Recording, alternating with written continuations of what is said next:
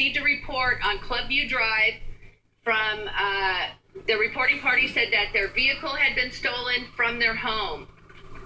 They also reported that the subject who stole their vehicle matched the description of Christopher Dorner. Immediately, all available law enforcement on the mountain and other units from down the hill began to surround the area. Our air units were up. They located the vehicle.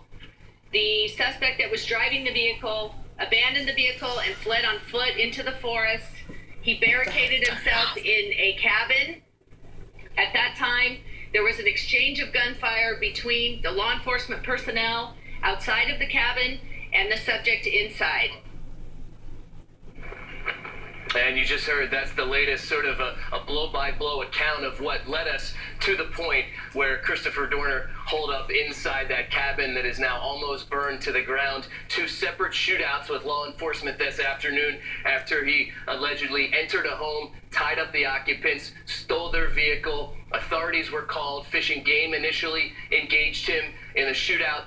Fortunately, those officers were not hurt. He took off on foot and entered the cabin that is now almost burned to the ground, and that is when sheriff's deputies from San Bernardino engaged Christopher Dorner, one of them tragically passing away from his injuries upon arriving at the hospital. The other, serious wounds, apparently multiple gunshot wounds, in surgery right now is that other deputy, but expected to survive. That's the very latest. We're going to continue to monitor this developing story as well as President Obama's State of the Union. We'll have the latest on those coming up.